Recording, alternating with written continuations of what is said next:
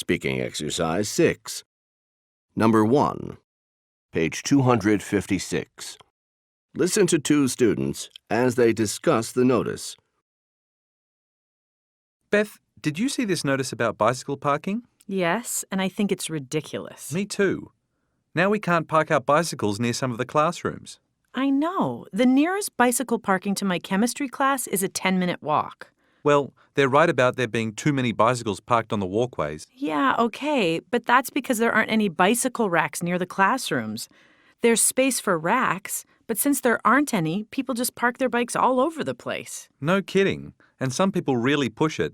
Like, I've seen bicycles locked to the railings of the ramps for the disabled students. Well, people wouldn't be so aggressive about it if they had racks. And look here, accidents and collisions? Have you ever seen anyone crash into somebody else? No, I haven't actually. It's not like people are racing around crashing into each other. That's what I mean. Instead of making it less convenient, they should make it easier to park them. I don't like how their solution to the problem is to make some nonsense rule, instead of actually trying to find a way to solve it that would work better for everyone.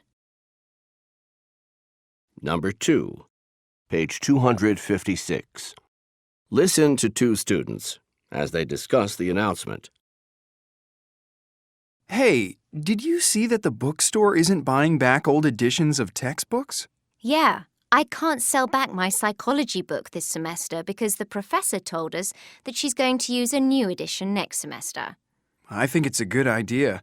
I bought an old edition of a math book last year because it was cheaper to buy a used one. It turned out to be a disaster. That sounds a little dramatic. A disaster? Seriously, the professor didn't know they were selling the old edition and assigned problem sets from the new edition. The people who had the old edition, like me, ended up doing the wrong problems. So, when you went to class with your problem set done, it wasn't the right one? That's right, and it was total confusion. Students had to go to a lot of trouble to get the right problems. The teacher had to change the schedule of assignments. It really was a disaster. Wow, that class might be one of the reasons they're doing this. But you save a lot of money getting your books used, don't you? Yeah, if I get a lot of them used, but only one book I need next semester isn't that much more expensive new. And personally, the money I save buying an old edition isn't worth the confusion. Number 3. Page 257. Listen to two students as they discuss a professor's announcement. Hey, Alice, did you read the announcement from Professor Thompson? I looked it over. What's up with this new assignment policy? No late assignments ever, even if you're in the hospital? It's pretty severe, but you know what?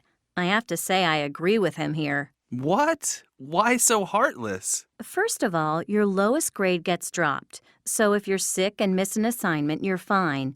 Plus, he's right about the fairness thing. It doesn't seem fair to me. Well, listen, I was a teaching assistant for a class like this, and the late submittals were out of control. You mean a lot of people handed things in late? All the time, and not by just a few days. There were papers that were sometimes a week or two late. If you're the TA grading a bunch of these assignments, you want to do it all at once and not a little bit at a time.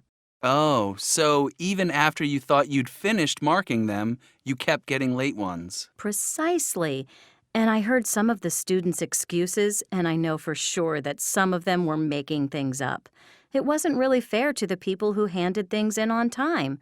Frankly, I wish the professor had had this policy in place for that class. It would have been less stressful for us TAs.